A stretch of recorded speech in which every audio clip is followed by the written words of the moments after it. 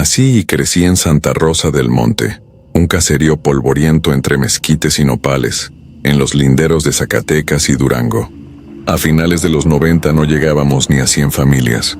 Las casas eran de adobe, techos de lámina martillada, pisos de tierra apisonada. Cada patio tenía su pila de cemento y, cuando alcanzaba el caldo, una noria vieja que a veces chirriaba como si se quejara. Vivía con mi abuelo materno porque mi mamá se iba a trabajar a la ciudad. Él me enseñó a levantarme con el cenzontle y a dormir cuando el viento ya no traía polvo. De todo lo que recuerdo de esa época, hay algo que aún hoy, tantos años después, me obliga a escribir con las manos frías. Fue en 2002, la madrugada de mi cumpleaños número 8. Lo tengo presente por los buñuelos que dejó colgados mi abuelo sobre un mecate. Me prometió que al día siguiente los íbamos a bañar en piloncillo. Esa noche me dormí temprano, y antes de que clareara alrededor de las 3:30, él me tocó el hombro para que lo acompañara al baño de afuera. «Ándale, acompáñame tantito, no te me vayas a enfriar», dijo. El cielo estaba limpio y la luna parecía un plato volteado. La luz se quedaba atrapada en las hojas del pirul del patio. El aire olía a ceniza de fogón y a tierra húmeda por el relente. Cruzamos descalzos. El frío me mordió los talones. Mientras él se encerraba en la letrina, me quedé recargado en el marco de madera viendo la pila. El agua estaba quieta, con esa película delgadita que hacen los mosquitos al amanecer. Al principio no noté nada y me entretuve contando los ladridos lejanos. Luego la vi.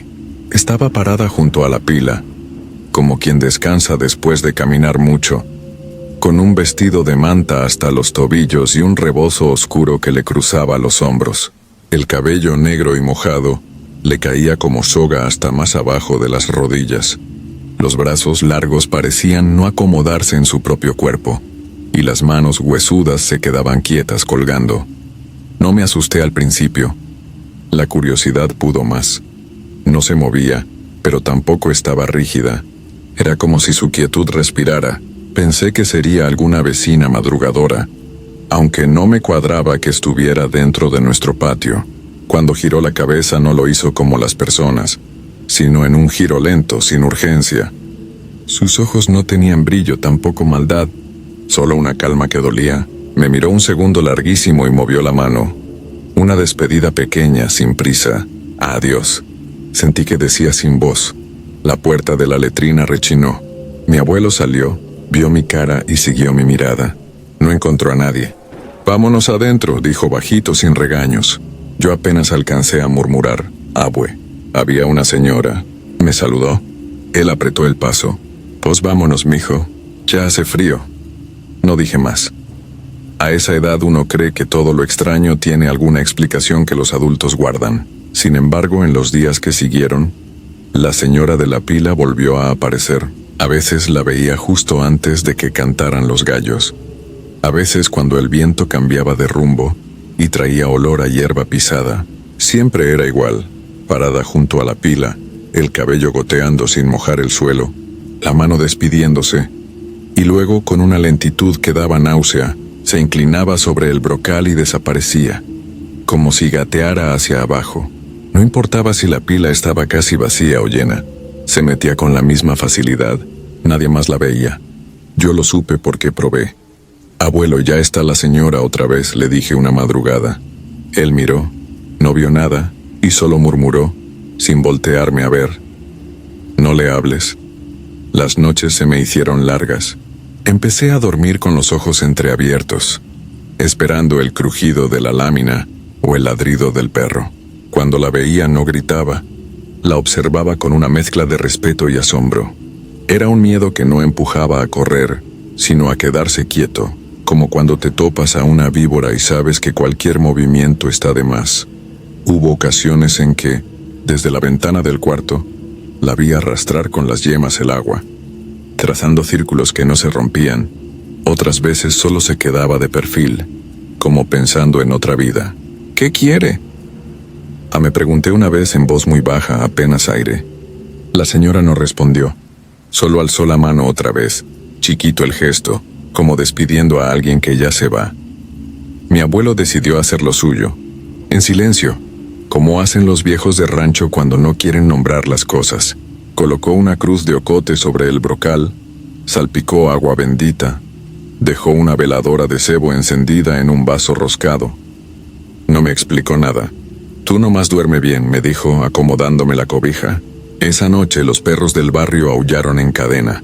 El nuestro, un criollo cruzado, gruñía hacia la pila y echaba el lomo hacia atrás.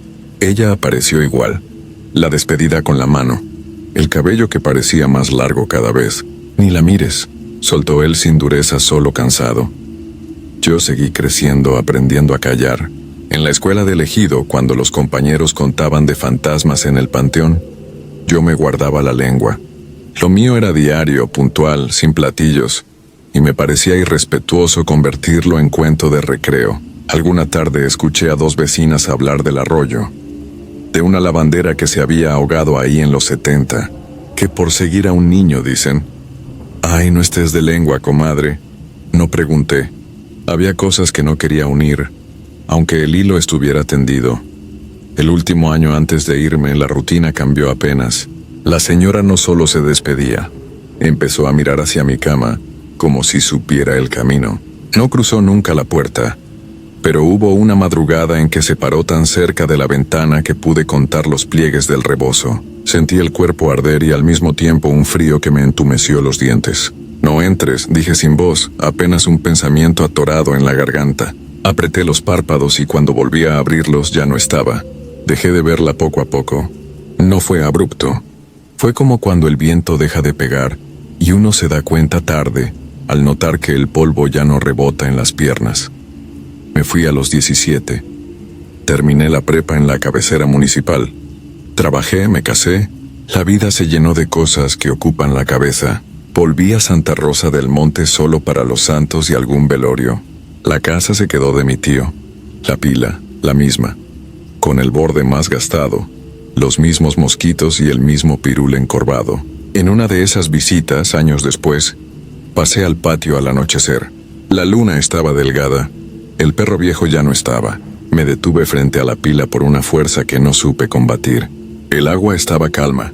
Al asomarme, mi cara se deformó apenas. No la vi a ella, no en el patio, no de pie. Vi en la profundidad quieta del agua una mano que no era la mía, moviéndose con el gesto mínimo y lento de despedida. Giré la cabeza instintivamente. No había nadie detrás de mí. Volví a mirar y el círculo en el agua se deshizo solo, sin viento. «¿Ya la viste, verdad?», me habría dicho mi abuelo de estar vivo. Yo habría contestado: «Sí, abue. Todavía está». No dormí esa noche. La casa crujió lo normal, pero cada sonido tuvo filo. Pensé en mi abuelo, ya muerto, en su cruz de ocote que alguna vez se prendió sola por el calor del mediodía. Pensé en los buñuelos de aquella madrugada y en cómo la piel puede recordar temperaturas, olores, sombras. A las 3:30, por costumbre o por algo más, me descubrí de pie junto a la ventana.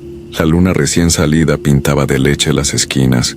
No la vi en la pila, la vi reflejada en el vidrio, como aparecen los que están justo a tu espalda. No volteé, no pude. La mano volvió a despedirse. El cabello, como una cortina de agua, no tocaba el suelo. «Ya me voy», pensé, como hablándole sin ruido. Tal vez nunca quiso que me fuera. Tal vez nunca quiso nada. Tal vez solo necesitaba que alguien la mirara y reconociera su existencia breve en este mundo, que a veces se olvida de los que se hunden sin dejar ruido. Los niños ven cosas que los adultos desaprenden por miedo o por costumbre. Yo fui niño ahí, y esa visión se quedó sembrada. Entre más crezco, menos explicaciones busco. Hoy vivo lejos. Manejo otras luces, otras calles. A veces la madrugada me agarra despierto por la costumbre vieja de escuchar los aullidos. Cuando eso pasa, el vidrio de la ventana de mi departamento me devuelve una silueta ajena, quieta, paciente. No me habla, no avanza, no pide, no amenaza. Solo me despide con la mano, como si me dijera que hay ausencias que también hacen guardia. Y vuelvo a sentir en los talones el frío de la tierra de Santa Rosa, la aspereza de la lámina, el olor del piloncillo en el aire, la voz cansada de mi abuelo, nítida, como si estuviera parado a un lado mío. «No le hables». Yo no le hablo. La miro, espero, y el sueño tarda, A propósito, como si quisiera que yo recuerde que hubo una vez una mujer en la orilla de una pila que, noche tras noche, me enseñó que el miedo también puede ser una forma de compañía. Antes de seguir con los relatos, comunidad, coméntanos de dónde nos escuchas y de dónde eres. Dejen su comentario y los leeremos. Sin más, continuamos. Yo tenía 22 años cuando regresé a pasar unas semanas al ejido de mi abuelo, en la Huasteca Potosina, de esos lugares donde la luz se va temprano. Las calles son de tierra apisonada, y el zumbido de los grillos es más fuerte que la radio. Me quedé en una casita de mampostería junto al potrero. En la noche, el olor a naranja y a leña húmeda se mezclaba con un silencio que apretaba el pecho. Allí, desde niño, escuché una frase que repetían los viejos como si fuera una advertencia y un anzuelo. Donde espantan, hay un encierro. Donde alguien señala, alguien escondió oro. La historia del ejido no hablaba de cuevas, sino de una bocamina ciega en el Cerro de la Palma. Una herida tapada con piedras y troncos desde la Revolución. Decían que a veces un anciano con chaqueta raída y sombrero ladeado aparecía justo en el portón de piedra, quieto, sin respirar siquiera, apuntando con un dedo largo hacia la oscuridad. Lo raro no era su ropa antigua ni su cara gris. Lo raro era que bajo el borde del saco no se le alcanzaban a ver las piernas. Flotaba, y su sombra no hacía sombra. Quien se acercaba demasiado escuchaba, según los que sabían, un rumor de pasos en la grava, como si atrás de uno pasara una tropa invisible. Ese verano, me junté con 3 amigos de la infancia: Goyo, el flaco que se creía inmortal; Nando, que traía una moto itálica con el escape tronando; y Uriel, más chico que nosotros pero con la curiosidad metida en los huesos. Una tarde de julio, Nando llegó a la casa con el casco colgando del codo. Venía pálido. «No me crean si no quieren», dijo sin quitarse el polvo de la cara. Estaba pasando por la Palma y lo vi, parado en el portón. Nomás estaba apuntando, le temblaban las manos. Juró que se le heló la espalda. Nadie le preguntó más de 2 veces. Esa noche dormimos poco. Yo soñé con el portón abierto y una hilera de casquillos brillando bajo la luna.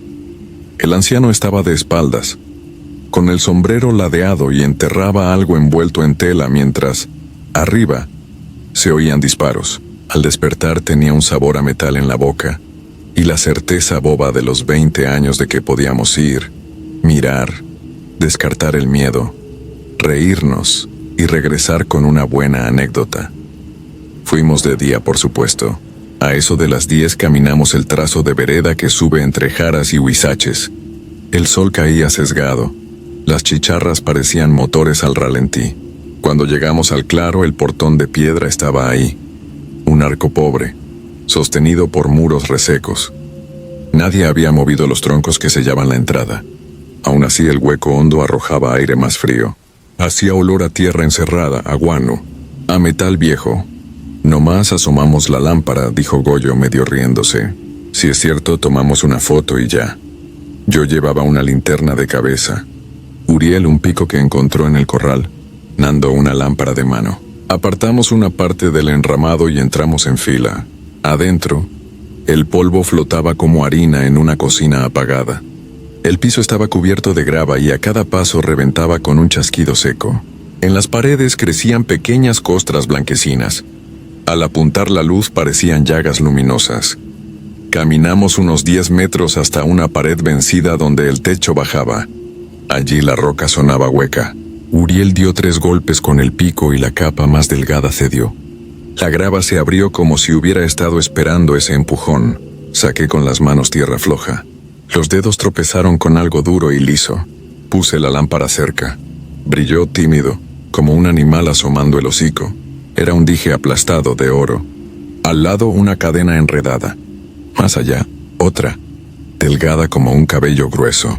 La sacamos con cuidado. Salieron 3, negras en las junturas y dulces de brillo donde la luz las lamía. «No mamen», se le escapó a Nando bajito. No gritamos ni nos abrazamos. Nadie dijo nada valiente. Solo nos quedamos mirándolas. con la boca entreabierta como si aquello nos estuviera eligiendo. Las guardamos envueltas en un pañuelo. Antes de salir, sin saber por qué, pasé la luz otra vez por la pared. Creí ver, en una veta, la sombra de dedos impresos en el polvo como si alguien hubiera apoyado la mano ahí. Pensé que era mi cabeza. Nos fuimos. A la venta del refaccionario de Río Verde le compraron las cadenas a Goyo.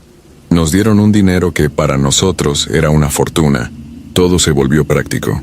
Tacos, gasolina, un celular barato para Uriel, cerveza. Luego lo que viene después de la euforia, silencio y ecos. La primera noche sentí pasos sobre la grava del patio. Los escuché claritos, como si alguien pasara de la puerta al bebedero y del bebedero a la pila. Me asomé, no había nadie. A la segunda noche los perros no ladraron, solo gimieron. Goyo llegó el tercer día con un rayón largo en el brazo. Dijo que se había tropezado en el arroyo, pero el arañazo era recto, limpio, como si una uña larga lo hubiera marcado. Nando dejó la moto guardada. Se me apaga pasando la bocamina, dijo sin mirarnos. Uriel no dormía. Yo lo veía al amanecer, sentado en la piedra de la cocina tomando café de olla con los ojos clavados en la puerta. No lo digan en voz alta, susurró. Pero siento que me apuntan, nada más que eso. No veíamos al viejo, pero su gesto estaba en todas partes. En los vidrios, en el espejo, en los charcos. Donde me paraba, una sombra larga parecía señalarme el pecho. El cuarto día, amanecimos con montones de grava frente a la puerta, como pequeños montículos de miga. Al quinto, Uriel se desmayó en el solar. Me dijo después que soñó con hombres atados a la cintura, conducidos a la bocamina. Escuchó tiros, sintió que lo metían con las manos detrás. No hubo que decirlo. Subimos otra vez al cerro, con el cielo plomo y la tarde corta. Nadie propuso vender nada más. Nadie propuso bromas. Llevamos las cadenas envueltas. Parecían más pesadas. Frente al portón el aire estaba frío. Ni un insecto, ni un pájaro. Apartamos los troncos y entramos en la misma fila. La lámpara hizo el camino familiar y en la pared hueca abrimos el hueco de nuevo, como si nunca lo hubiéramos tapado. Puse las cadenas dentro. Antes de cubrirlas, la luz brincó a la derecha y golpeó en un bulto gris redondeado. Era tela petrificada. Detrás, una hilera corta de botones ennegrecidos. Y abajo, el armazón pobre de un cinturón con una hebilla ovalada. Al lado, como olvidada, una medalla con la efigie de la Virgen, oxidada en los bordes. Se me cerró el estómago. Entendí. No era un depósito cualquiera. Era un encierro de cuerpos. Lo que algún hombre enterró con prisa, otros lo sellaron con miedo, y nosotros, por brutos, habíamos metido las manos en una tumba sin nombre. Perdón, alcancé a decir en voz baja. La lámpara parpadeó. Lo juro. En el polvo de la pared, junto a la medalla, se dibujó la marca nítida de una palma. 5 dedos largos. La huella fresca donde no podía haber nadie. No era una invitación. Era un alto. Tapamos el hueco, ordenamos como pudimos los troncos y salimos sin mirar atrás. Esa noche, los pasos se apagaron. Los perros durmieron tendidos. Nando volvió a usar la moto y semanas después se fue a trabajar a Valles. Goyo dejó de fanfarronear. Se alistó de ayudante en una huerta de cítricos. Uriel me confesó que la última madrugada, antes de devolver las cadenas, vio al anciano parado junto al portón, igualito al de los relatos. Que no miraba hacia adentro sino hacia nosotros, que no apuntaba a la boca de la mina, sino al suelo donde habíamos dejado la tierra abierta, como diciendo «cierren», murmuró. Me fui del ejido con la sensación de que alguien me veía por el rabillo del ojo. A veces cuando regreso y paso cerca del Cerro de la Palma, detengo el carro, bajo la música y aguanto el aire. No he vuelto a ver al viejo. No lo busco. Acepté que hay historias que no están para contarse como hazañas. Están para repetirse bajito y a cierta hora, como se rezan las cosas que no se entienden. Donde espantan hay un encierro, sí, pero a veces no es oro lo que brilla. A veces lo que llama desde la tierra es la mano de quien señala, y esa mano sin piernas ni sombra, solo pide que dejemos en paz lo que no nos pertenece. Yo la escuché. Y desde entonces duermo con la puerta del patio emparejada y el radio apagado. Por si los pasos deciden volver y me toca otra vez aprender a guardar silencio.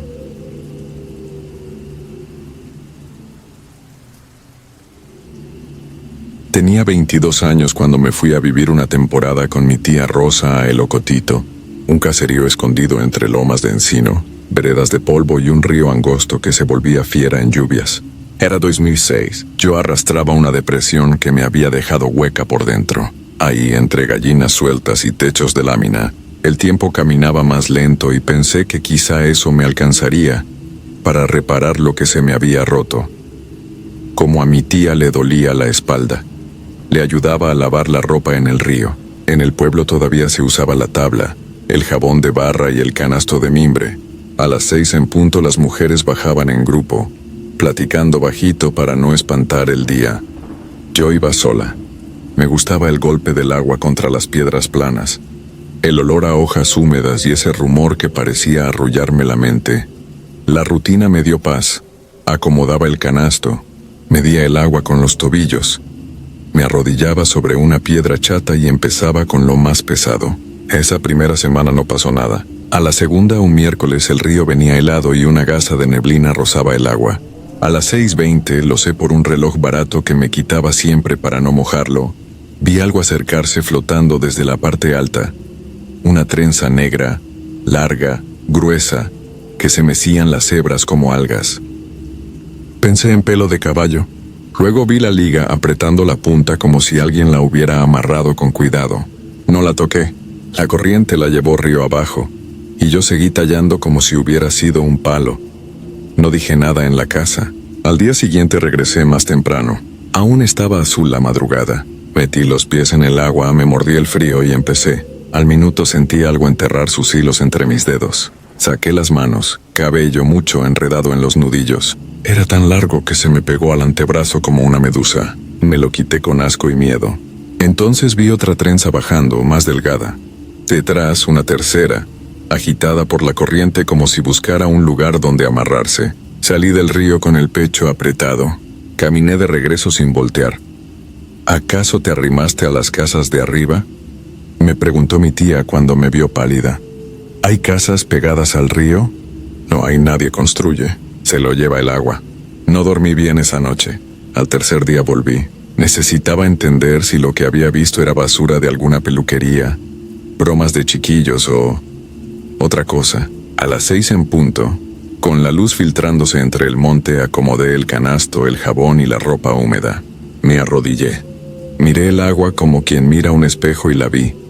No era una trenza, era una mujer entera, justo debajo de la superficie. El cabello larguísimo se abría alrededor de su cabeza como un abanico oscuro. Bajo ese toldo de pelo, la cara era una masa sin facciones, rosa pálida, lisa como piel que no ha decidido qué ser. Se me heló la nuca. Por un segundo pensé, alguien se ahogó, tengo que ayudar. Cuando levantó las manos y se peinó el cabello con calma, grité. Me fui de espaldas. Me golpeé el codo con una piedra y quise correr, pero el agua me abrazó los tobillos como si tuviera dedos. Juro que sentí el tirón, suave primero, luego más decidido. Me solté a manotazos, agarré el canasto y subí hecha humo, con el corazón en la garganta y las pantorrillas ardiendo. En la casa conté lo que vi. Mi tía se persignó lentamente. Aquí se han ahogado mujeres, me dijo. Hace años la corriente se llevó a una partera que arreglaba el cabello de todas antes del parto. A esa nunca la encontraron. Yo no quería leyendas. Quería una explicación que pudiera pisar. Aún así, en la tarde, la vecina Tomasa vino a dejar huevos y me soltó sin mirarme. No dejes que te haga la raya, muchacha. ¿Qué? La dueña del agua. Así le decían a la partera. Si te peina, te hunde. Si te quita la raya, te borra. No quise preguntar más. Esa noche soñé con dedos peinando mi cabeza, presionando el cuero cabelludo, partiéndome el cabello en dos con una precisión triste. Me levanté con dolor en la coronilla y un mechón pegado a la almohada. Al cuarto día no iba a bajar, pero la ropa sucia apesta más que el miedo. Antes del alba tomé unas tijeras por si acaso. El río amaneció manso. No había neblina. y el cielo se abría en un rosa pálido. Me arrodillé. Empecé a tallar y conté hasta 100 respiraciones como quien reza. Nada. Me tranquilicé. Fue entonces que sentí la presión, una línea helada en la mitad exacta de la cabeza, como una uña larga marcando raya de lado a lado. Los pelos de los brazos se me pusieron de punta. Metí la mano al agua por puro instinto y toqué cabello, pero no era mío. Era un racimo de trenzas apretando mi muñeca, jalándome hacia adelante con la fuerza de alguien paciente. Tiré hacia atrás, clavé las rodillas en la piedra y corté a ciegas con la tijera. El metal rebanó hebras húmedas. La presión cedió, pero el agua se alborotó, y por un segundo vi la cara lisa apenas debajo, sin ojos, sin boca, inclinándose donde yo estaba. No, dije en voz alta, ronca, sin esperar que nadie me oyera. No corrí. Caminé hacia atrás, canasto en el antebrazo, sin darle la espalda al río hasta llegar a tierra seca. No supe si la valentía fue mía o del pánico. Ese mismo día fui a ver a Tomasa. Me atendió en el corredor con olor a leña. Le mostré la muñeca marcada. Te quiso hacer la raya. Si lo lograba mañana no amanecías, dijo sin teatro. ¿Qué hago? Paga tu paso. Todas se olvidaron de pagar. Me dio una bolsita con sal y me indicó: vas a llevar tu propio cabello, el que cortaste, y lo vas a enterrar en la orilla, cerquita de donde te sientas a lavar. No lo tires al agua.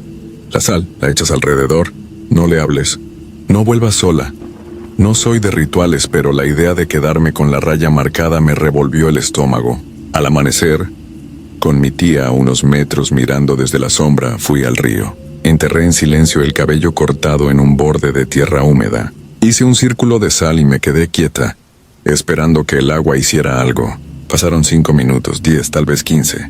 La superficie tembló apenas y un mechón, uno solo, flotó desde la parte alta. Se detuvo en el centro de la poza y, como si alguien lo tomara desde abajo, se hundió en línea recta, sin ondular. No volví a ver trenzas. Ese día lavé rápido, con los hombros tensos, y me fui con un alivio que no supe dónde guardar. Pensé que había terminado. Me quedé un mes más con mi tía.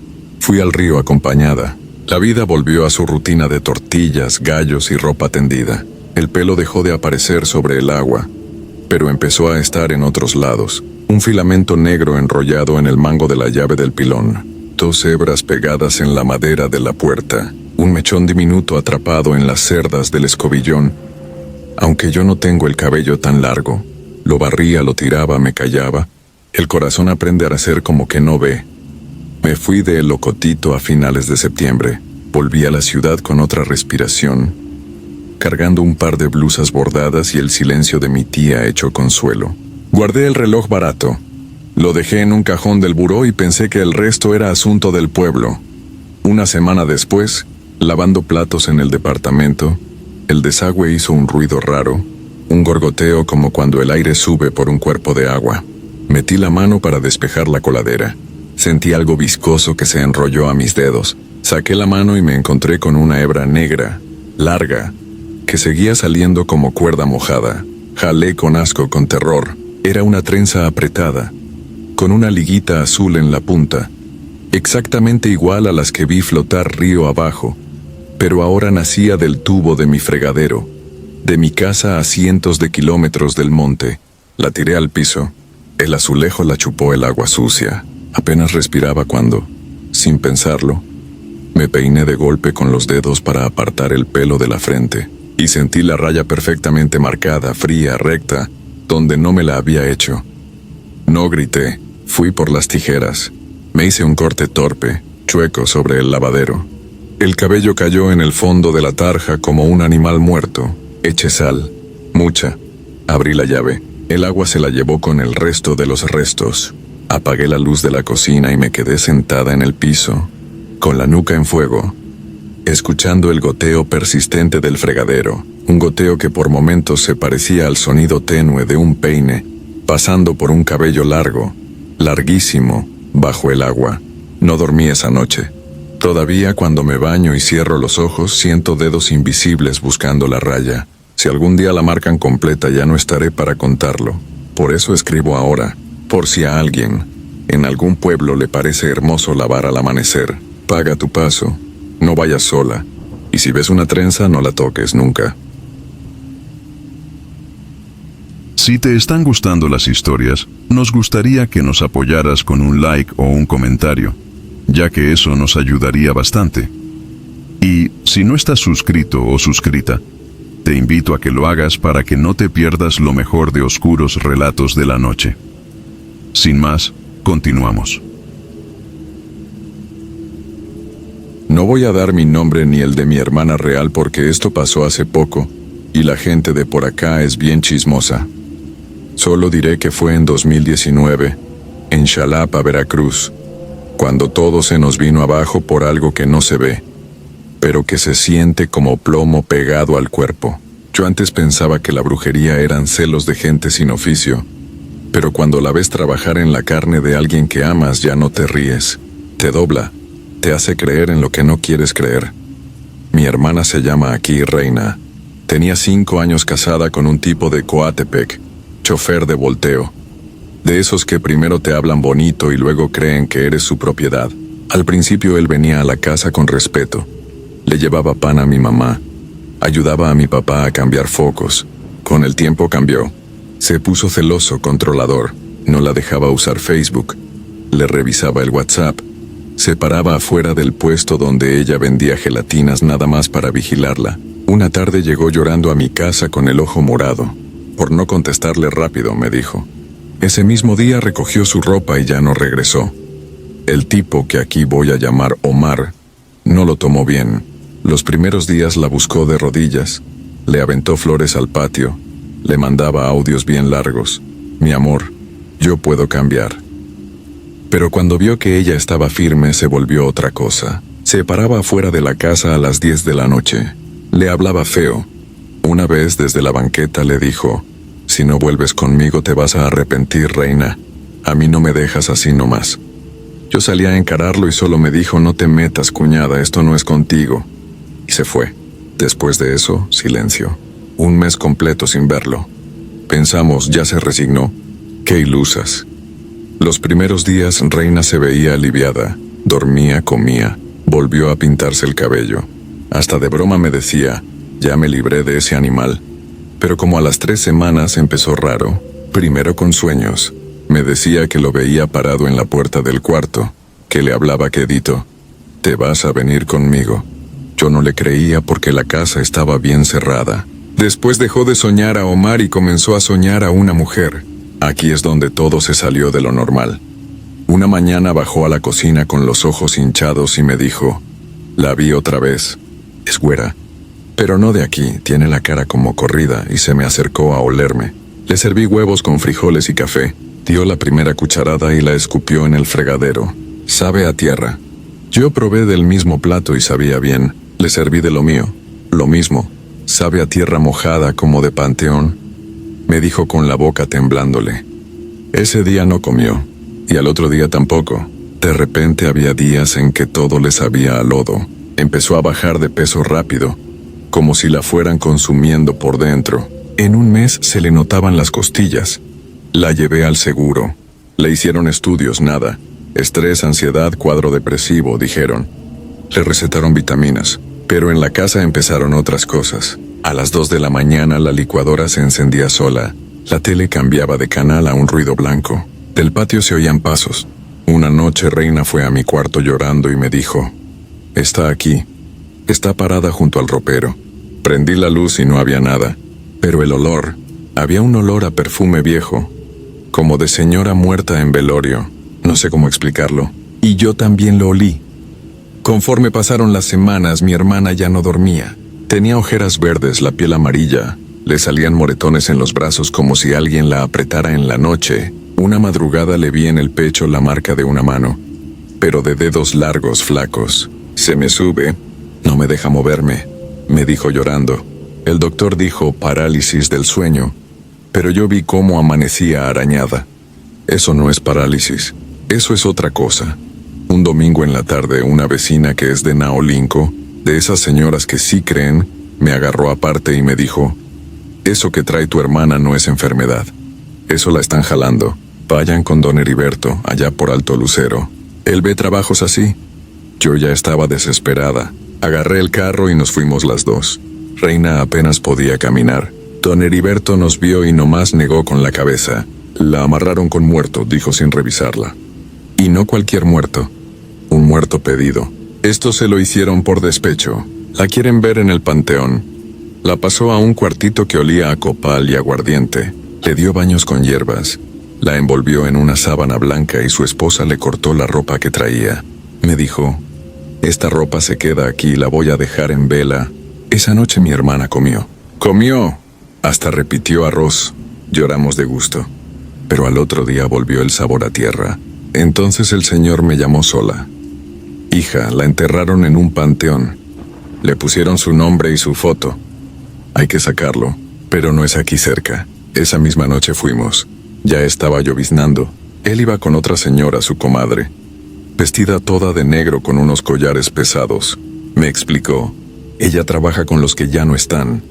No te asustes por lo que veas. Salimos como a la 1 de la mañana. La carretera estaba sola. 2 veces el carro se me jaló como si alguien me lo quisiera sacar del camino. La comadre solo dijo, no quieren que lleguemos. Seguimos. Llegamos a un panteón chiquito de esos abandonados, en un rancho que ni conocía. Entramos con la luz del celular. Ellos caminaban como si alguien los guiara. Se pararon frente a una tumba de una niña 2004-2014. Aquí, dijo la mujer, aquí está amarrada. No traíamos pala buena. Empezamos a escarbar con un asadón viejo y las manos. La tierra estaba dura y olía feo como agua estancada, como a algo que no quería ser destapado. A los 30 centímetros salió una bolsa negra amarrada con listones rojos. La abrimos. Había tierra de panteón, una foto de mi hermana cuando estaba más llenita, un calzón de ella que había dejado con Omar, uñas, cabello y una hoja escrita con letra de hombre. Si no regresas, que este muerto te lleve. Yo reconocí la letra. Era de él. Nadie más tenía esas fotos. Nadie más tenía esa ropa. Nadie más tenía esa rabia. La comadre prendió velas ahí mismo. Quemó las fotos y el calzón por separado. El humo salió verde y olía a fierro caliente. Rezó en un idioma que no era español. Ya no tiene permiso, dijo. Pero hay que cerrarla. Regresamos a Xalapa casi amaneciendo. Yo pensé encontrar a mi hermana despierta y llorando, pero estaba dormida, respirando parejo como una niña. Cuando despertó me dijo, soñé con una güera parada en una tumba. Me miró, pero ya no se me acercó. Yo no le había dicho nada del panteón. Los días siguientes fueron distintos. Siguió flaquita, pero ya no veía a la mujer. Poco a poco le volvió el hambre. El olor a perfume viejo se fue. La licuadora dejó de prenderse sola. Don Heriberto vino 2 veces más a sellar la casa y a rezar. Antes de irse me dijo, podemos regresarle el trabajo al que se lo hizo. Me ardió el pecho. Sí quería, pero mi hermana, con la voz casi ida, dijo, no, yo solo quiero vivir. Y ahí entendí que la brujería también te prueba el corazón. De Omar no supimos más. Solo nos contaron que lo vieron en una casa de citas tirado, bien borracho, hablando solo. Mi hermana sigue viva, más callada pero viva. Y si cuento esto es porque muchos piensan que esas cosas ya no pasan. Sí pasan, y casi siempre empiezan con una frase que parece de coraje, y termina siendo una sentencia. Si no eres mía, no serás de nadie.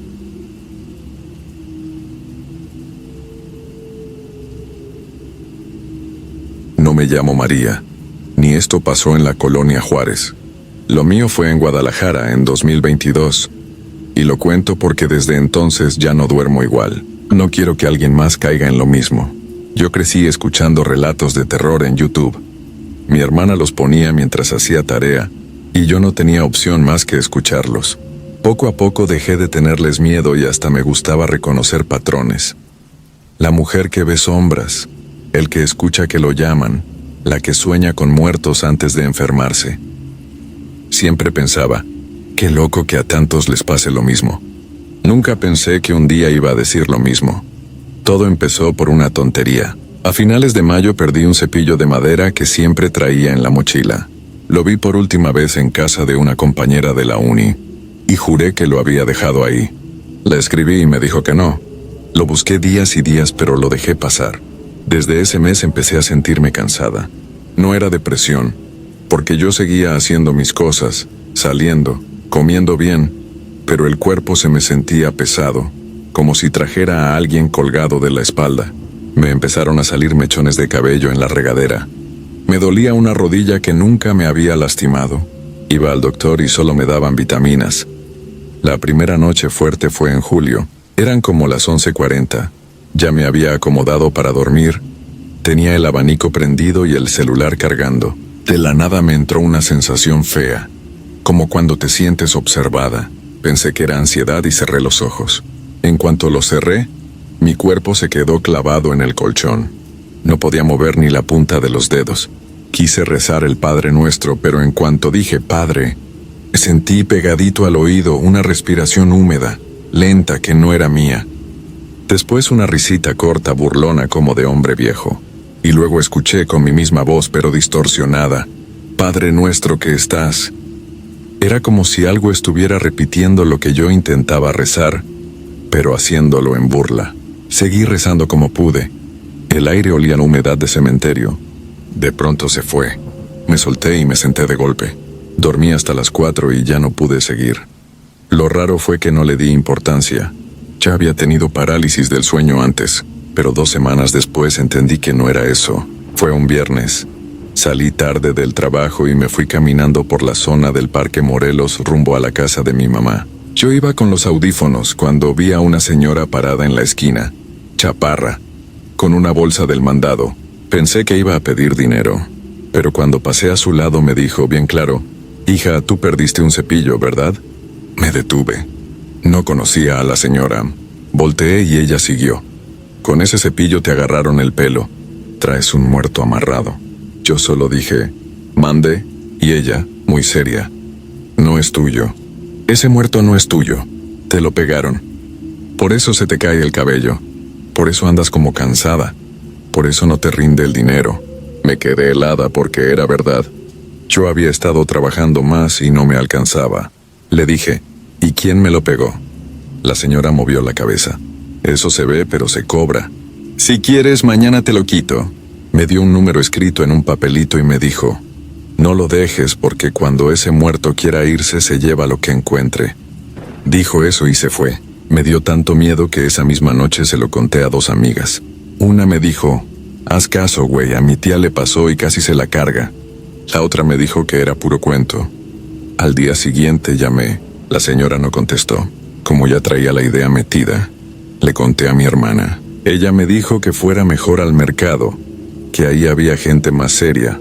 El lunes, saliendo de clases, me fui con una amiga al mercado de San Juan de Dios. Desde que entra se siente pesado. Hay puestos de velas, santos, frascos con cosas raras. Yo no dije nada de lo que me pasaba, solo pregunté por limpias. Una señora grande me vio y sin yo explicar me soltó. Tú traes un trabajo de muerto. Se me helaron las manos. No me dejó hablar, me pasó el huevo.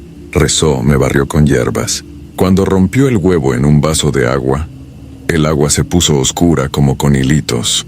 Dijo, no es enfermedad. Esto es puesto. Te lo tienen enterrado. O te lo quitas, o te empiezas a apagar. Salí del mercado confundida, con miedo y con coraje. Porque si era cierto, ¿quién me quería así? Recordé que hacía poco había estado saliendo con un chavo y que una amiga suya siempre me miraba feo. Recordé que en el trabajo una compañera me había dicho en broma, a ti todo te sale bien, qué coraje. Las palabras de la señora me hicieron sentido. La envidia es silenciosa. Como la primera señora nunca contestó, ella misma me devolvió la llamada en la noche. Mañana, a las 5 tráete un huevo, un listón rojo y 1,000 pesos, lo vamos a regresar, me dijo. Fui. Pero ahí fue cuando sentí lo peor. La casa estaba en una colonia vieja. Olía a humedad y a alcanfor. Mi amiga quiso entrar conmigo, pero la señora dijo, no, tú no, esto es personal. Desde que crucé la puerta me dolió la nuca. La señora me vio la mochila y dijo, traes más dinero, ¿verdad? Porque el trabajo que te hicieron costó 30,000. Eso hay que pagarlo para desamarrar al muerto. Yo me quedé callada. Ella empezó el ritual. Me pasó el huevo, lo metió en una bolsa, rezó algo que no entendí. Cuando lo rompió en un frasco, el líquido salió café.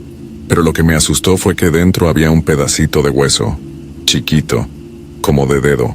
La señora lo sacó con la cuchara y me dijo, ¿ves? Esto no es normal. Esto es muerto real. ¿Lo regresamos? ¿Lo enterramos? ¿Lo mandamos con el que te lo echó? Su voz ya no sonaba como al principio. Sonaba ansiosa.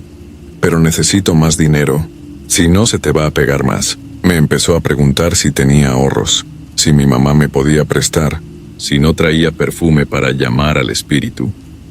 Ahí me cayó el 20. Podía ser cierto lo del trabajo, pero también había gente que se aprovechaba. Le dije que no tenía más y que tenía que hablar con mi papá. Me dejó ir, pero a los 10 minutos ya me estaba marcando. Mija, no lo dejes así.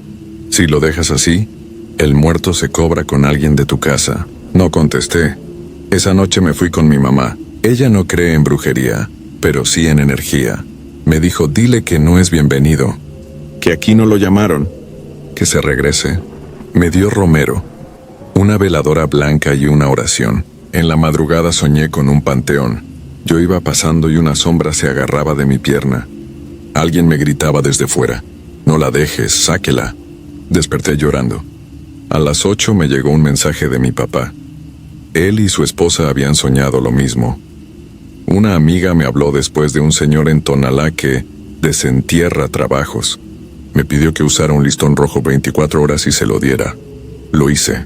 A los 2 días, una persona cercana a mí, que no quiero decir quién, se enfermó de golpe. Se puso amarilla, se le bajó la presión. Mi amiga solo me dijo, a veces el muerto se regresa con quien lo mandó. Yo preferí ya no preguntar. No sé quién lo hizo, no quiero saber.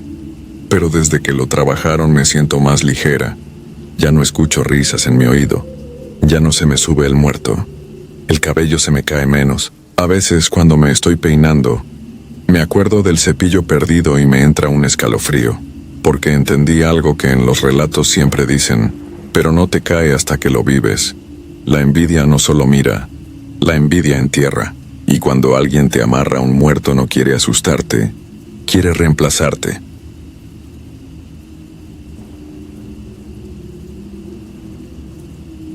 Nunca conté esto sin que me temblaran las manos. Hoy lo escribo para sacarlo de mi cabeza, aunque sé que no dormirá conmigo después. Fue en 2001, en San Mateo del Río, un pueblito metido entre cerros y milpas en la Mixteca. Yo tenía 12, casi 13. Fuimos a pasar la semana de la Santa Cruz con mi abuela Manuela. Como cada año, casitas de adobe, gallineros pegados al patio, el olor a leña y café de olla pegado a la ropa, el polvo metiéndose a los zapatos por más que te los apretaras. La tarde del 2 de mayo, ayudamos a limpiar el patio porque el día siguiente habría bendición de cruces. Deshiervamos, acomodamos piedras, colgamos un listón azul en la puerta para espantar malas miradas. Según mi tía, yo me sentía seguro como siempre. Ahí uno se movía suelto, con la confianza de la familia cerca. Pero esa noche el aire cambió. Y no lo digo a la ligera. No fue un frío normal. Fue un silencio raro, como si el monte apagara a los grillos y sostuviera la respiración. Me acosté temprano en un cuarto pegado a la cocina. A la medianoche escuché un golpeteo seco en la lámina, como si dejaran caer puños de tierra o piedras chiquitas. Pensé que eran las ramas del pirú sobando el techo. Lo había hecho otras veces. Iba a dormirme otra vez cuando un chillido largo, agudo, se clavó justo encima. No fue de gallina ni de perro. Fue un grito delgadito, humano y sin pulmones. Me quedé tieso. Hubo un aleteo torpe y una especie de raspón sobre el zinc. Di un salto hacia la puerta. El frío me metió la cara en agua.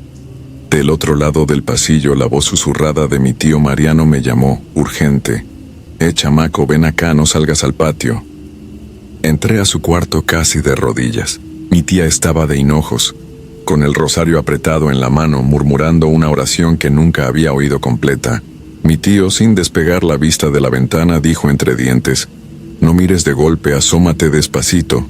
La luna estaba tan alta que parecía colgar del cerro.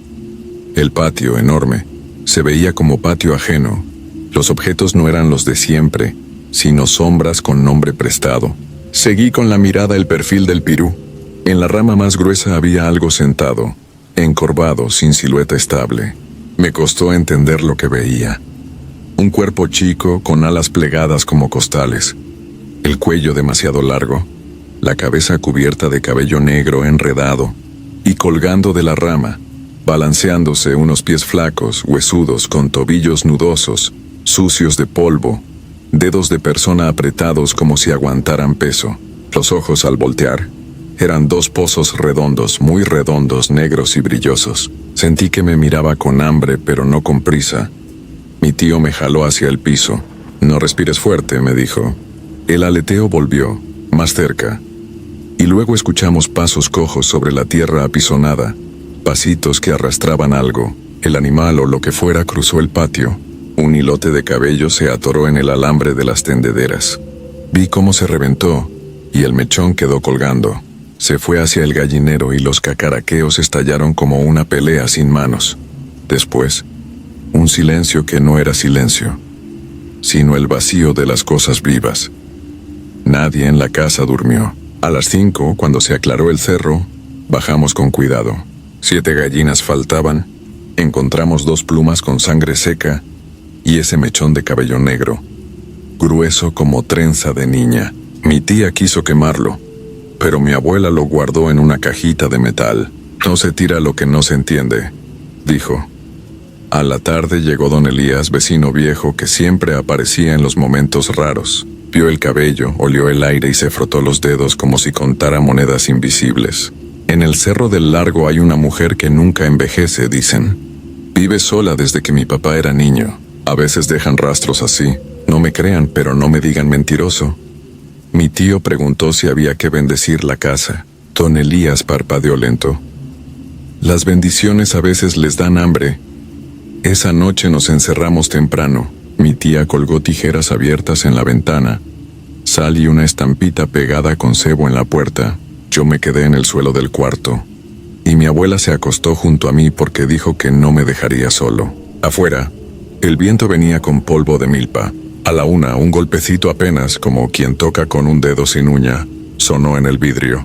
Mi abuela apretó mi brazo y me ordenó en voz baja: «No te muevas». Yo, que ya no podía moverme por el miedo, obedecí perfecto.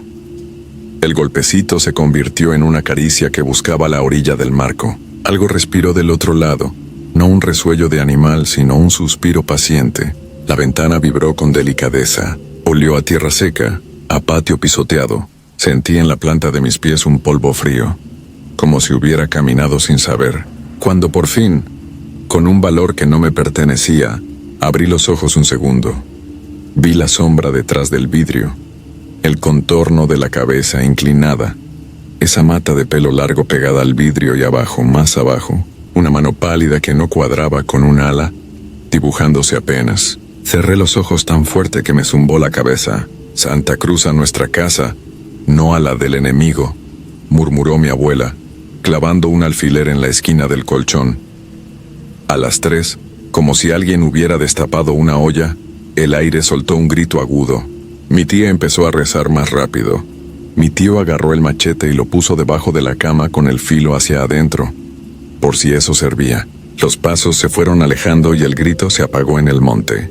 No volvió. La mañana siguiente, el corral amaneció con huellitas raras. No eran de perro ni de guajolote, eran de alguien que camina de puntitas con prisa, y al lado, marcas de arrastre como si una ala pesada barriera la tierra. Encontramos en la puerta del gallinero 3 piedritas apiladas, aceite oscuro embarrado alrededor, y un collarcito tejido con cabellos, apretado a la base de un poste. Mi tío lo cortó sin tocarlo y lo metió en la cajita con el mechón. Mi abuela dijo que después vería qué hacer.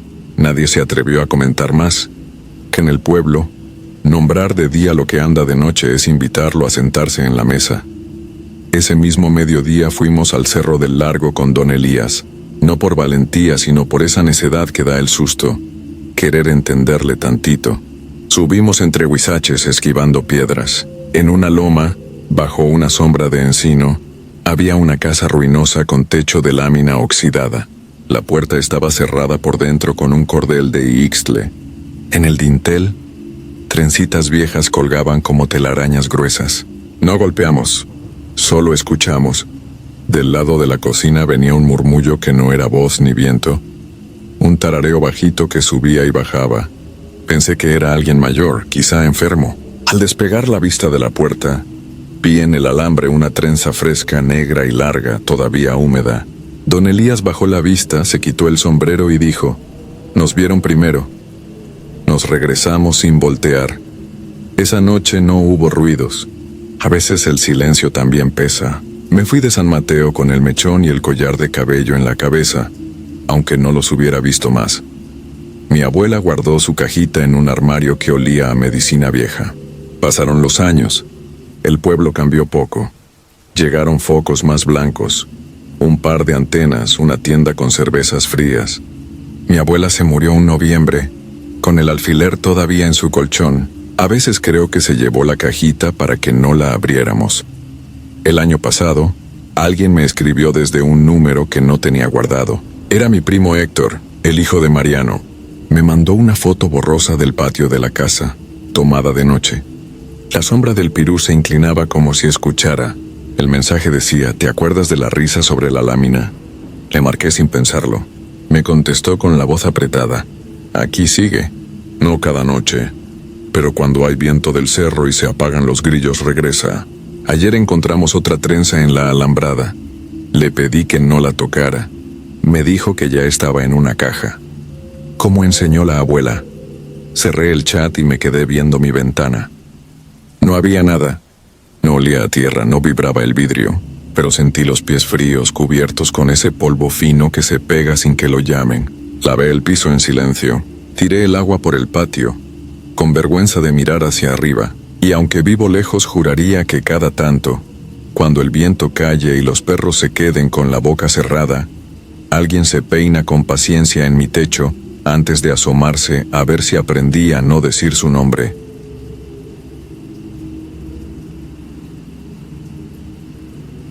No voy a decir mi nombre ni el pueblo donde pasó esto. Solo diré que fue en el occidente de México y que todavía hay gente allá que podría reconocer los hechos. Me cuesta escribirlo porque sé que muchos van a pensar que exagero, pero a mí me lo hicieron así, paso por paso, hasta dejarme casi sin nada. De niño no era muy social. Me cambiaron de estado cuando tenía como 9 años y llegué a una primaria donde todos ya se conocían. Me costó. El único que se me pegó fue un moreno flaco que le decían Mauro. Jugábamos canicas, tazos, hacíamos equipos en educación física. Y un día que mi mamá fue por mí a la escuela, se dio cuenta de que la mamá de él era parienta lejana. Desde ahí nos tratamos como primos. Terminamos la primaria. Cada quien agarró su rumbo y solo lo veía en fiestas del barrio. Años después, ya en 2023, yo andaba mejorcito. Me había salido un trabajito de ventas. Empecé a grabar carros para revenderlos y junté lo suficiente para comprarme mi primer carro bueno, negro, deportivo, de esos que uno sueña de morro. No era nuevo, pero estaba precioso. Yo estaba contento porque en mi familia nunca hubo lujos. Lo veía como un logro. Y justo cuando más contento estaba, me lo volví a topar. Fue en una terraza de esas donde ponen banda. Yo iba con mi novia. Él iba con unos vatos que no conocía. Me abrazó como si nada. Me dijo: «¿Qué rollo, primo? ¿Ya estás hecho?» Y me pidió mi número. Se lo di porque para mí él seguía siendo ese amigo de la primaria. No sospeché nada. Él me vio llegar en el carro y hasta lo elogió, pero sentí algo raro en su mirada. No era alegría, era como cálculo. Un viernes me escribió para que saliéramos. Yo no quería porque trabajaba el sábado temprano, pero insistió mucho.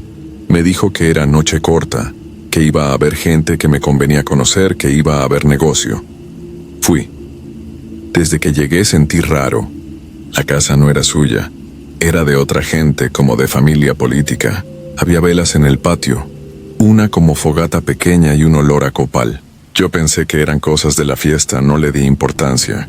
Dentro estaban tomando, pero se veía más como reunión que como fiesta. Mauro se me acercó sonriendo y me dio una bebida en un vaso de cristal chico. «Tómale, no pega», me dijo.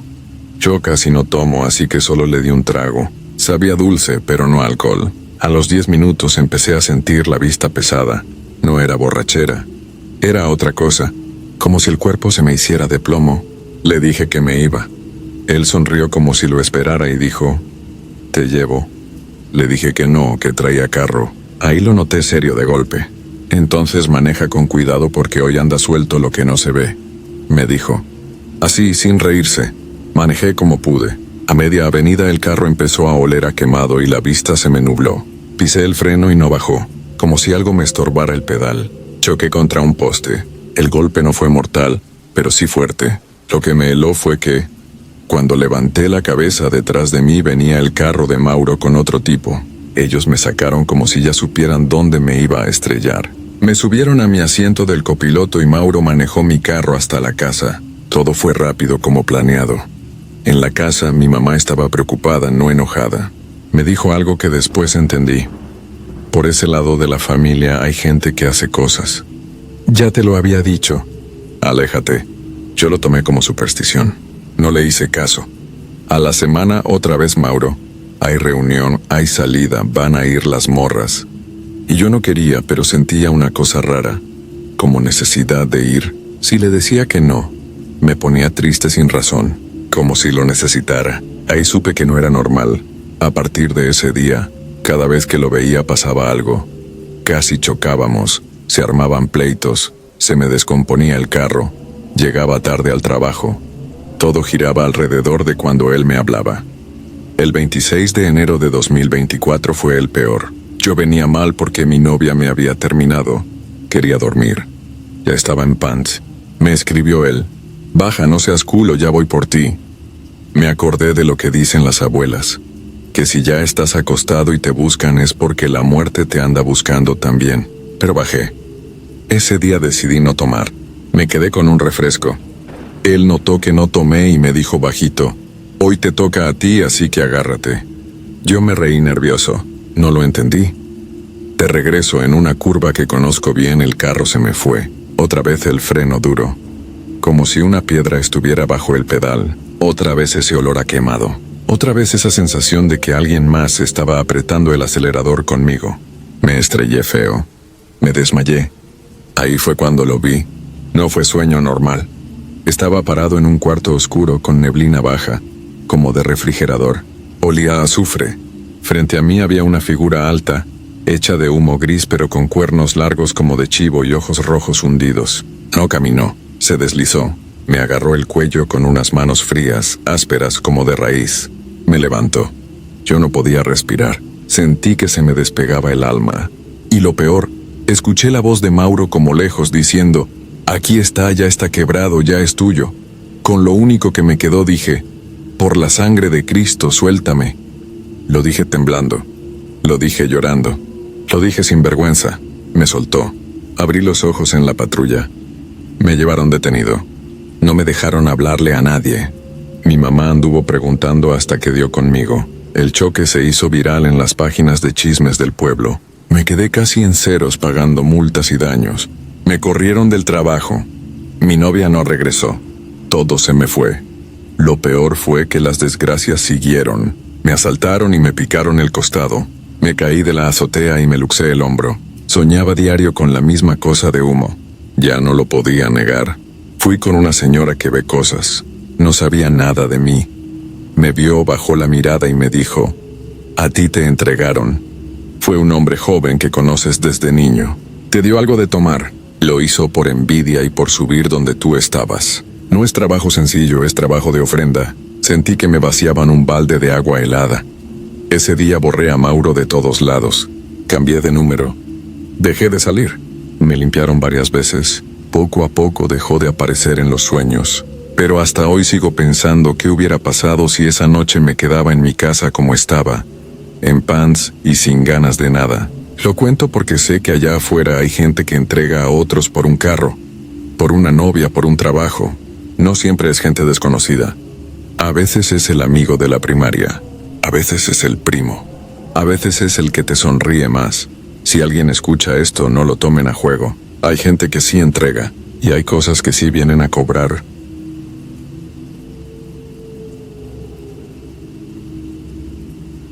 Hola, comunidad. No voy a decir mi nombre ni la colonia donde pasó esto. Solo diré que fue en el norte de México y que empezó en julio de 2019. Hasta hoy me cuesta contar esto porque sé que algunos van a decir que fue sugestión, que fue estrés, que fue trauma, pero no. Lo que nos hicieron no fue normal. Y lo peor es que todo empezó por una simple confianza. En 2019 mi esposo y yo nos cambiamos de casa. No era nueva. Era de esas casas que se rentan amuebladas porque el dueño vive en Estados Unidos. Era amplia, de 2 pisos, fresca, con una escalera de cemento al centro y un tragaluz arriba. A mí me encantó. Teníamos un hijo de 4 años y por primera vez sentí que estábamos empezando algo propio. A los pocos días de mudarnos me escribió un número por Facebook. Era Iván, hermano de un chavo que yo conocí en la prepa. Ese chavo ya estaba muerto desde hacía años por drogas. Iván era mayor que nosotros y en esos tiempos siempre quiso acercarse a mí. Nunca pasó nada. Yo no lo buscaba, pero me dio gusto saludarlo. Le contesté, platicamos normal. Me preguntó si ya no vivía donde antes. Le dije que no, que ahora estábamos en otra casa. Y ahí sin pensarlo le mandé la ubicación. Ese fue el error. A los 2 días llegó. Mi esposo estaba en casa. Iván se portó educado, hasta llevó pan. Para estrenar la casa, dijo. Se hizo el amigo de mi marido muy rápido. De hecho, a él le cayó bien porque hablaba de carros, de trabajo, de la época de antes. Yo no vi nada raro. Al principio, las pesadillas empezaron esa misma semana.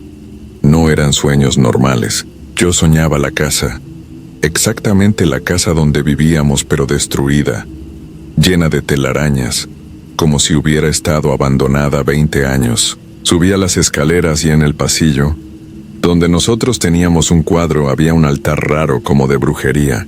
Encima, un plato con la cabeza de mi esposo y alrededor los juguetes de mi hijo rotos y llenos de sangre. Y arriba de todo, como colgado del techo, un Cristo deforme, pálido, con un solo ojo en medio de la frente. Ese ojo se movía, me miraba, y gritaba una cosa rara, como en otro idioma. Yo quería correr y el Cristo aparecía abajo en la entrada, con el dedo larguísimo señalando el comedor. Cuando volteaba, me veía a mí misma muerta sobre la mesa. Me despertaba llorando, empapada. Lo primero que pensé fue, es el estrés de la mudanza. No dije nada. Una tarde mi esposo salió a un viaje corto de trabajo. Mi hijo se quedó con mis papás. Yo me regresé sola a la casa como a las 7. Apenas iba a abrir cuando vi estacionada afuera la camioneta gris de Iván. Me hizo una seña. Le dije, hoy no, estoy sola. Y él, sin sonreír, me respondió, ya sé que estás sola. Y sé que él no vuelve hoy. Eso me heló porque nunca decimos quién sale y quién no. Me giré para preguntarle cómo sabía y ya no estaba. No escuché motor, no escuché puerta. Nada. Me quedé viendo la calle vacía. Y en ese segundo alguien me puso un trapo en la cara. Olía fuerte, como a thinner. Lo siguiente que recuerdo es abrir los ojos en la sala, tirada en la alfombra, con la blusa levantada y la casa toda a oscuras. Sentí un peso en el pecho. Lloré. Llamé a mi hermano. Llegó rápido. Fuimos a denunciar, pero ya saben. ¿Lo vio bien? ¿Tiene testigos? ¿Por qué lo dejó entrar? Me dio más coraje que ayuda. Esa noche la pasamos en el Ministerio Público. Después de eso pensé que lo que estaba viviendo era pura consecuencia del ataque, ansiedad, pánico. Pero no. Empezaron las llamadas a mi celular y al de mi esposo. Él contestaba y una voz de hombre le decía, la dejaste sola. Estuvo bien rica. Voy a volver. Cuando yo contestaba me decía, tú sabes quién soy. Un día me dijiste que no. Me lo vas a pagar. Vas a rogar por estar conmigo. Era la voz de Iván. Lo denunciamos otra vez. Nada. Y ahí empezó lo otro. Las cosas en la casa se movían. Los cargadores amanecían en el piso. Se escuchaban pasos en la escalera. Como si alguien subiera arrastrando algo. Una noche, mientras nos peleábamos por teléfono con Iván porque estaba escribiendo desde cuentas falsas, mi hijo se puso a llorar en su cuarto. Corrí. Me dijo, mamá, hay una señora afuera. Trae niños amarrados. No tienen ojos. Mi hijo tenía 4 años. No inventaba esas cosas. Esa misma semana empezó a decir que un hombre le hablaba. Me dice que te va a matar, mamá. Así, directo. Para enero de 2020 yo me empecé a enfermar. Moretones sin razón. Se me caía el cabello. Comencé a tener olor a humedad en la ropa, aunque la lavara. Escuchábamos el llanto de un bebé en la casa. 3 noches seguidas. No había bebés alrededor. Yo, sin saberlo, había estado embarazada y lo perdí. Me lo confirmó el médico. Esa semana soñé otra vez al Cristo. Una amiga me vio mal y me llevó al mercado a desayunar. Se nos acercó una señora de las que leen la mano. Mi amiga se rió, yo también. Pero la señora me agarró la mano y la soltó de golpe. A ti no, dijo y se fue. Volvió como a los 2 minutos. Mija, no puedo dejarte así. Te hicieron un trabajo en esa casa. Te pegaron algo. Lo metieron donde no lo ves. Lo alimentan con miedo. Y ese hombre no está solo. Le pregunté qué tenía que ver él. Me dijo, un hombre despechado o un muerto que era de ustedes. No sé. Pero le abrieron camino a algo que no es de aquí. Búscalo donde haya madera pegada a la pared o donde hayan movido muebles. También me dijo cómo romperlo. Sal, alcohol, lienzo blanco, oraciones. Buscamos toda la tarde. Nada. 2 semanas después, mi hijo despertó sudando con fiebre, gritando, «Ahí está. Mamá está en la escalera, viene por ti». En ese momento los 2 cargadores del buró salieron volando. La puerta se azotó, y cuando salí al pasillo lo vi. Lo juro por Dios. En la escalera subiendo lento estaba el mismo Cristo del sueño, desnudo, pálido, con las piernas torcidas, flaquísimas, el rostro sin rasgos, más que ese ojo enorme en medio, negro, fijo en mí. Levantó la mano, el dedo huesudo, larguísimo, y me señaló. Yo sentí que me oriné, no podía gritar, solo lloré. Mi esposo me sacudió. Reacciona! Corrimos al cuarto de mi hijo y ahí nos quedamos hasta que amaneció. Al día siguiente empacamos. Al mover el ropero del cuarto principal, detrás de la base, cayó una botellita de vidrio con aceite. Detrás había un trapo rojo, duro, con alfileres. Mi esposo lo abrió con coraje. Dentro había un pedazo de mi blusa con mi sangre. Un listón rojo con 2 fotos, la mía y la de Iván sonriendo. Había también un huesito y un mechón de cabello. Hicimos lo que dijo la señora. Lo quemamos con alcohol y sal gruesa. Guardamos las cenizas en un lienzo blanco. Las tiramos al río, rezamos. Pedimos a las ánimas que regresaran el mal donde lo habían mandado. Rociamos la casa con agua bendita. Y nos fuimos ese mismo día. No volvimos a ver al Cristo. Las llamadas pararon. Pero yo ya no volví a dormir igual, porque lo que más miedo me dio no fue verlo. Ni siquiera saber que alguien me había puesto las manos encima. Lo que más miedo me dio fue entender que, desde que le mandé la ubicación, ese hombre ya tenía todo planeado. Y que si no encontrábamos ese amarre, ese ojo seguiría subiendo la escalera todas las noches.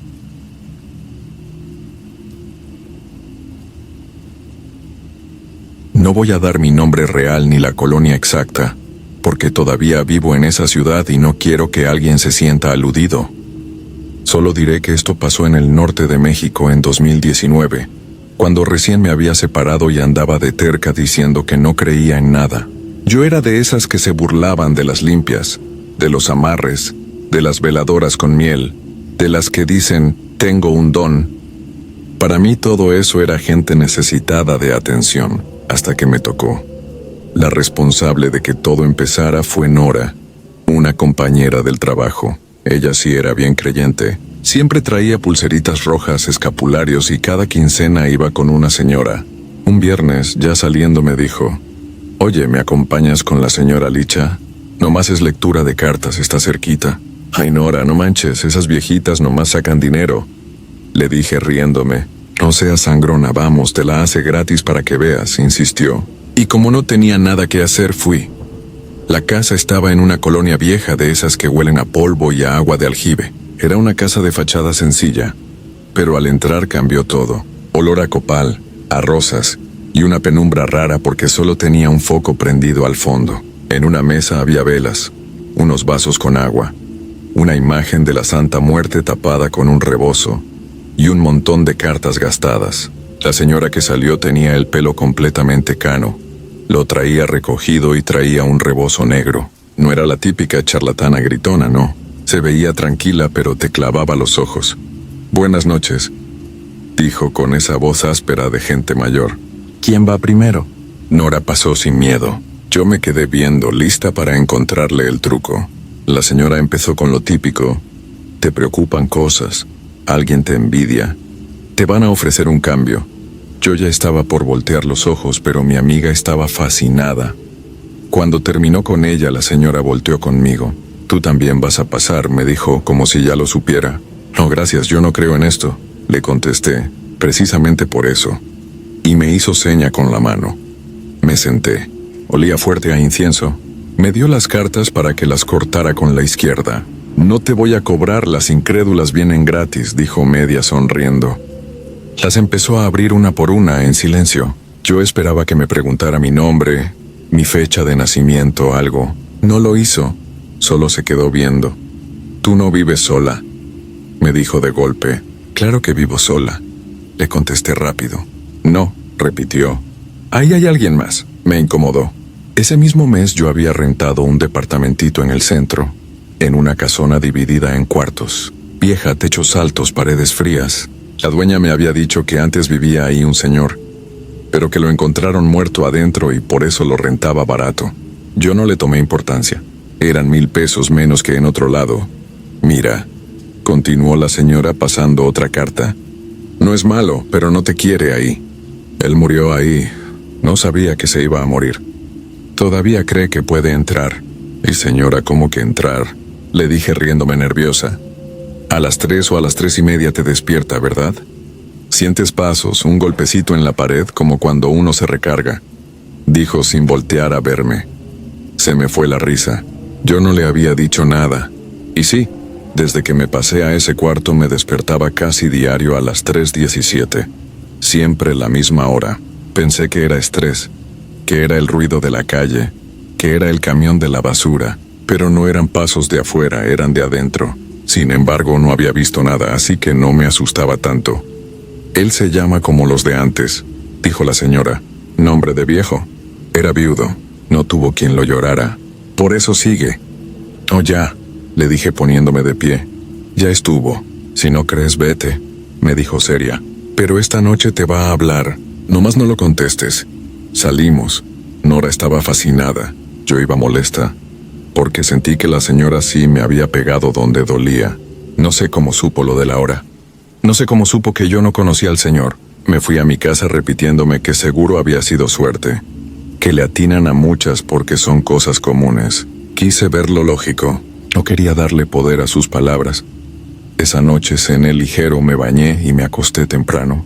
Eran como las 11:40. Puse una serie de fondo para dormirme. Todo normal, pero a las 3 con algo me desperté de golpe.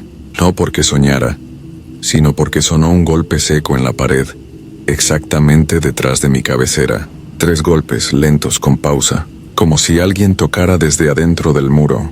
Pum, pum, pum. Me quedé inmóvil. Recordé lo que había dicho la señora. «Te va a hablar, no le contestes». En la casa no había nadie más. Todos los cuartos estaban ocupados por gente que a esa hora dormía. No tenía sentido que fuera el vecino. Además, el sonido no venía del otro lado, venía detrás de mí, del muro. Escuché luego algo que no puedo explicar bien, como un arrastre, como cuando alguien camina con los pies cansados sobre azulejo. Me dio la impresión de que algo se paró junto a la cama. No lo vi, pero lo sentí. El colchón se hundió apenas tantito, como si alguien se apoyara ahí. Me ardieron los ojos de tanto esfuerzo por no voltear. «Niña», susurraron. No fue una voz de película. Fue una voz ronca, gastada, como de alguien que fumó toda la vida. Mexicana normal, como la de cualquier viejito que te habla en la tienda. «Niña, no cierres», dijo otra vez. Yo no dije nada. Me quedé tiesa. El ambiente se puso pesado, como cuando va a llover y todo se queda quieto. Sentía que si decía una sola palabra, eso iba a agarrar más fuerza. Recordé lo que dijo la señora: «No lo contestes». No lo hice. Después de un rato que se sintió eterno, ya no escuché nada. Sentí que el peso se levantó de la cama, pasos lentos hacia el baño, y luego silencio. Al amanecer, todavía con los nervios, bajé con la dueña de la casona. Era una señora grande, de esas que siempre andan en bata. Le pregunté directo, oiga, ¿en mi cuarto murió alguien? Se me quedó viendo. Ay, mija, ¿por qué preguntas eso? Porque escucho cosas, le dije. Y ayer fui con una señora que me dijo que aquí había fallecido un señor. La dueña suspiró como resignada. Sí, aquí vivía don Rogelio. Se cayó en el baño y hasta el otro día lo encontraron. Él no quería irse de aquí.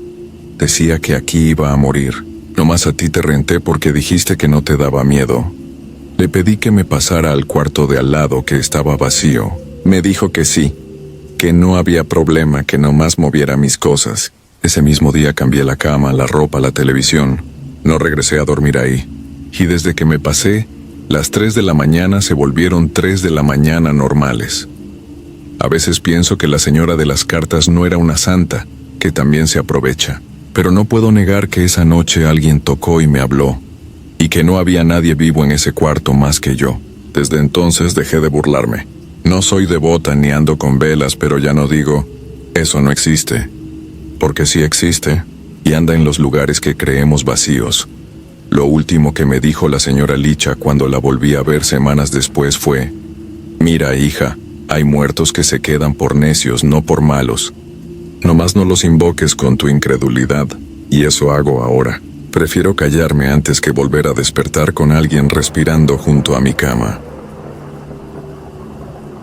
Si te gustaron los relatos, nos gustaría que nos apoyaras con un like o un comentario, ya que eso nos ayudaría bastante. Y si no estás suscrito o suscrita, te invito a que lo hagas para que no te pierdas lo mejor de Oscuros Relatos de la Noche. Sin más, gracias por escucharnos. Hasta el próximo relato.